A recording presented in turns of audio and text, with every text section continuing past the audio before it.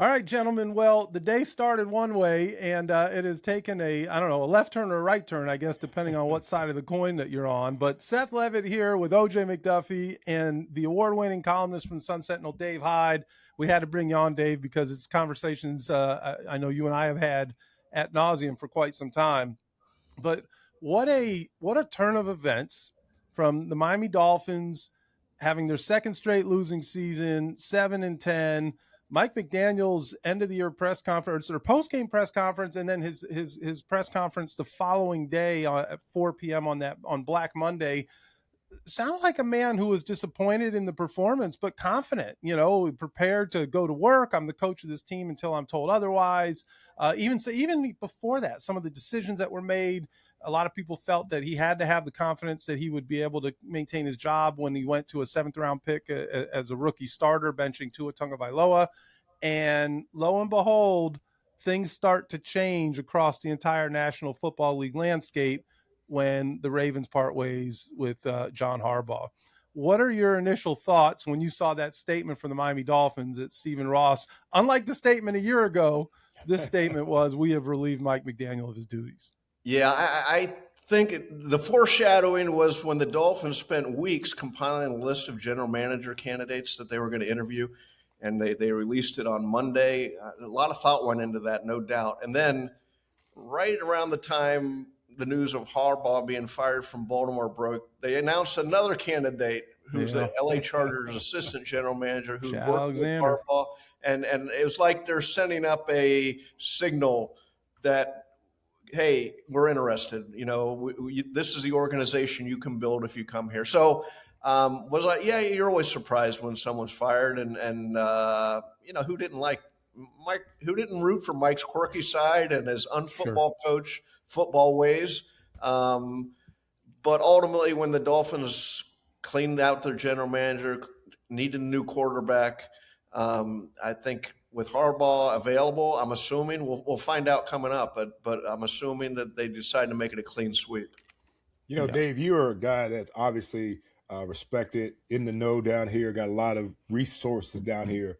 Now, we found out around 10:30 today. When did Dave Hyde find out about the firing of Mike McDaniel? I found out just when you found out. Right? I actually did Joe Rose from 6 to 10, and I driving into my driveway, and I got a text saying McDaniel's out, and so it was right about the time the whole world found out. Right. Sounds like us. Seth. No inside knowledge here, Juice. Right. Well, it sounds like us. Like when I was doing, work for the team, doing the Finsiders, we had to find out through Adam Schefter or somebody that something's going on with the team. And we were right there in the building. So I figured, I'd hope they give you the love that they didn't show us when we were right there in the building, man. No love. No love. Well, it's listen, Dave has been, I don't want to say hard on them, but you've been pretty direct in the direction that you thought the team needed to take. Certainly felt for quite some time they needed to move on from Chris Greer, which happened in October. I think some people felt that they could have made it a clean sweep at that point in time, especially after that loss to the Browns, which was really a low point, not just of the season, but since the rebuild began. I think going back to that 2020 draft or the 2019 decision to quote unquote tank, to be beat up by the Browns, a team that you thought, well, this is one we'll write the season, and you just get run out of the building there. When you look back at, is it one season? Is it an accumulation of things that you think cost Mike McDaniel his job?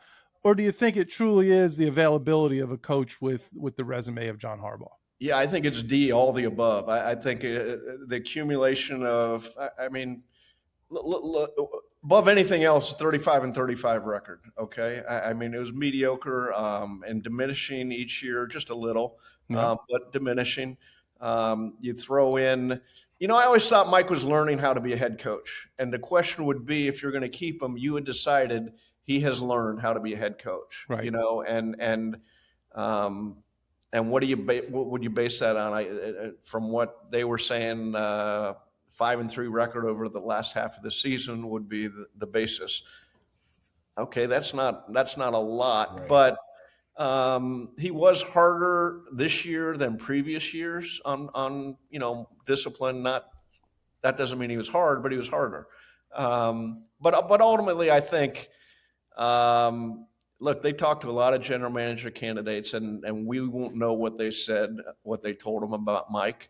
But when a guy like Harbaugh, he can bring instant credibility, instant trust to your fans that, okay, here's a professional taking charge.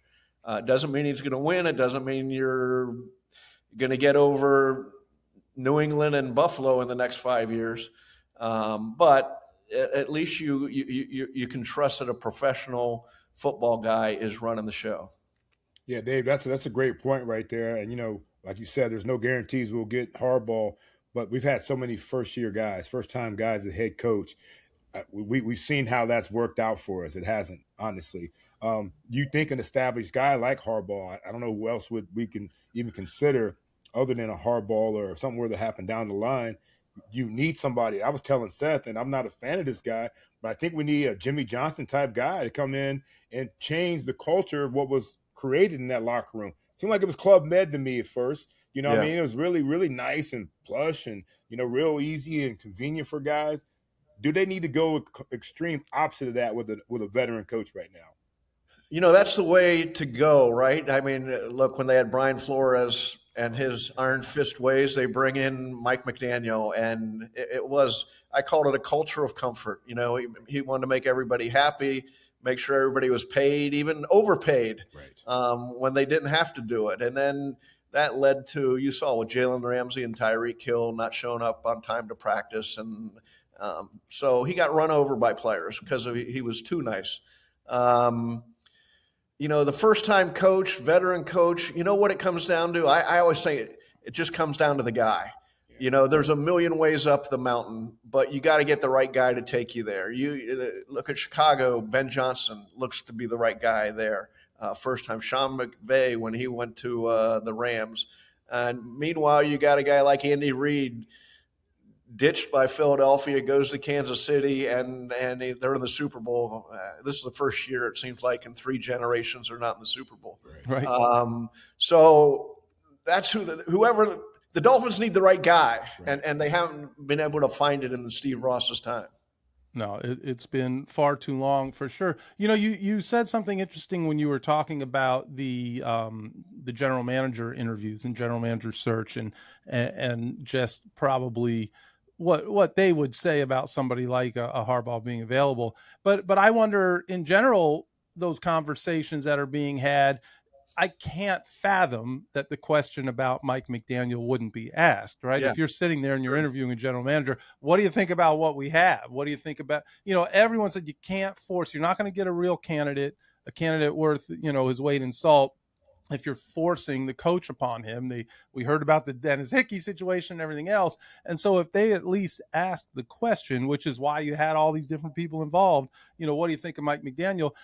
I have to believe that the combination of John Harbaugh becoming available and whatever feedback they got from guys had to sway Stephen Ross to get to the point where he made this decision. Yeah, I'd be curious of the question. Look, if you're interviewing for the job and everything you've been reading and hearing is they want to keep Mike McDaniel, does that sway your answer on Mike McDaniel if you want the job? Because maybe they're asking the question that if you can't work with Mike McDaniel, you're not going to get the job. I don't know. I'm curious myself on how they handled that. But certainly the optics are when Harbaugh became available, things changed.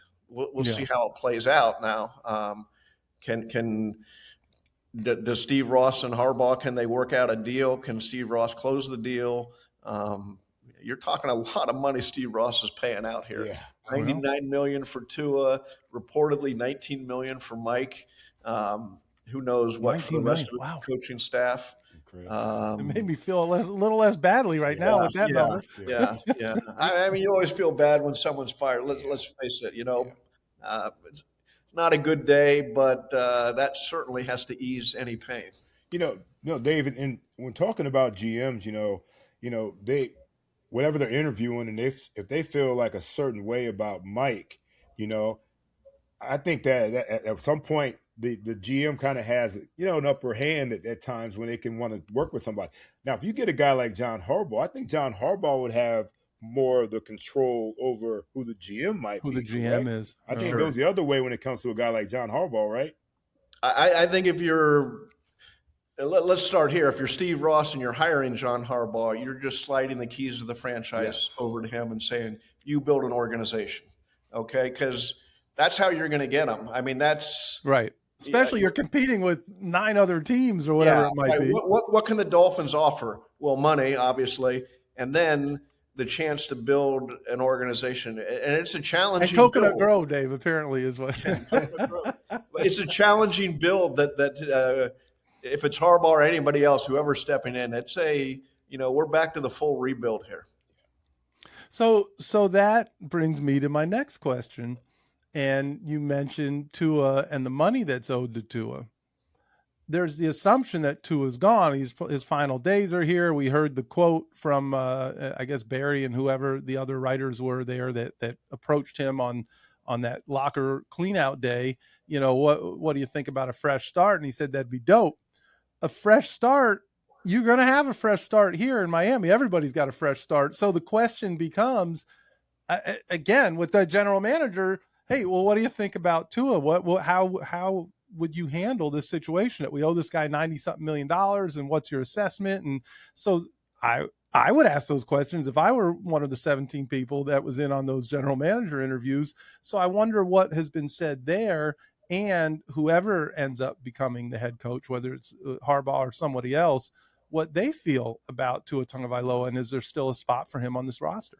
I think that's you're dead on. That'd be the question. One of the primary questions you ask it to the guys, and hopefully somebody comes up with a good thought or a new thought of how to disengage yourself with Tua. Ultimately, I think that's what they're doing, and in the least painful way possible to disengage yourself. And if that means keeping him and swallowing his salary and as a backup, if that's what the new coach wants to do, that'd be fine. And if he wants to move on, then you move on from him.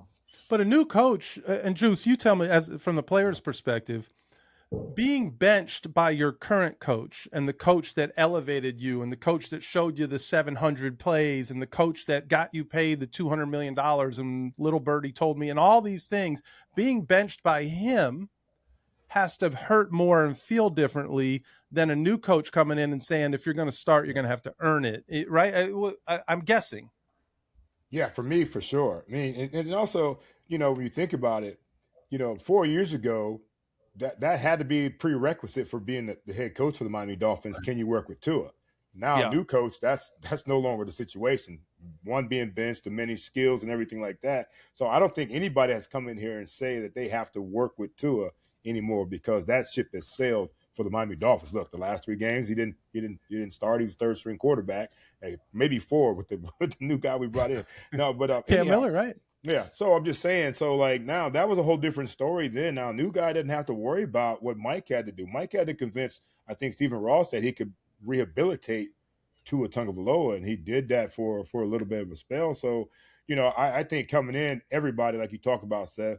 I played for Don Shula. But, man, did we have to bust our butts to show and prove for Jimmy Johnson when he came, But that was an established guy. Of course, anybody you got to show and prove, but that was an established guy that was demanding that, everybody was on edge. So I want a coach that comes in here that's going to have guys a little bit on edge. Got to be on edge a little bit.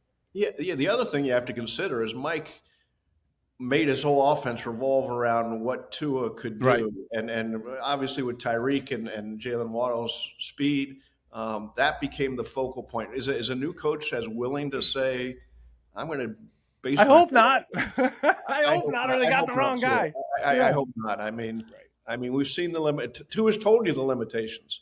Right. He can't see over the line. His ankles from Alabama, he can't run. It gets loud in the stadium sometimes too. It's loud. They can't hear him in the huddle. Crowd noise. So home game. I think you know what?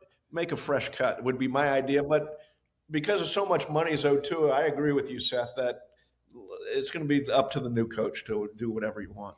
Yeah, I just think it's a more reasonable conversation, or at least you have more options. Like, to me, Tua and Mike McDaniel was never going to ever work again. Like, that to me had been severed based on everything that we have heard or potentially have heard, or certainly that we saw. But with a new coach, you might get that could be the dope fresh start that Tua was looking for. And then he has an opportunity to at least earn his spot on the roster while they try to figure out pre-June, post-June, do we go run it, all of those things.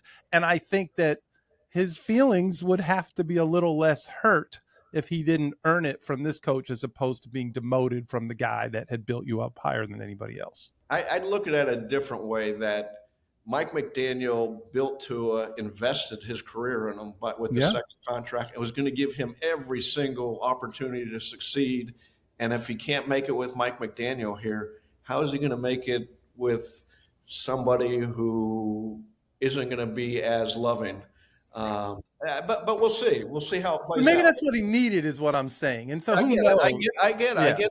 That's definitely, sports is full of surprises or new starts, reinventions, and maybe we get one here.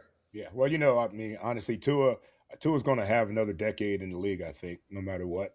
Will it be as a starter somewhere? I don't. I mean, decade. I mean, it's not going to be up north anywhere, right? I mean, it's not Buffalo. Yeah, it's not going to be one of those places, man. So it's just unfortunate, that, I think that everything has to be chopped. Chris, Mike, I think Tua is the next one. A lot of people have felt that from the beginning. So look, to your point though, it is, OJ and I did something the other day and we talked about one reason, if you kept Mike McDaniel, one reason to let him go. And I think we both landed on that it was time. And we're not the guys who, there are certain people that love to just fire everybody and scream and yell and talk about who sucks. And that's not our style. But we did think the organization needed to move on and move forward. And here's an example of that. Dave, you wrote, and we talked about it, but you wrote that this was one of, if not the most damaging season in Miami Dolphins history. If the net result is that Mike McDaniel is removed and a coach with John Harbaugh's pedigree ends up taking this job, does your headline change? That's interesting. I mean, if they make chicken salad here, if they do the Gary Stevens, I hear you, Gary. if we wake up tomorrow and there's a bowl of chicken salad in front of us, I guess you could argue that, and I see the point there. The real bad led to something good because they had to make a decision. Now, you still got to dig your way out of a salary cap mess, a roster that is an issue. You're still looking up at Buffalo with Josh Allen and New England with Drake May. So I still stand by that damaging quote, Seth. It's a good word. But I see your point. Something good can come out of the mess. That was the question. Well, a lot remains to be seen. I'm very excited to see what happens from here and to read what your thoughts are on those things. He is Dave Hyde, Sun-Sentinel. Now about to be, I don't want to say TV star, but yes. I imagine you're getting a lot of these calls like the one you just got from us. Every sad day like this, I get calls. Can you talk about the firing? You know what? I'd like one day. That's pretty often, Dave, with us. That's pretty often. The Dolphins going to the Super Bowl. Hey, that would be nice. That would be nice. That's something I've never done in my career. If it happens, can we secure the interview now? Okay. I'm going to be eating my vegetables too to make sure I stay healthy. We are grandfathered in, Big Seth. We are grandfathered in, bro. Maybe it'll happen sooner than we all think. Great stuff, Dave. Thank you so much, man. Appreciate you, Dave.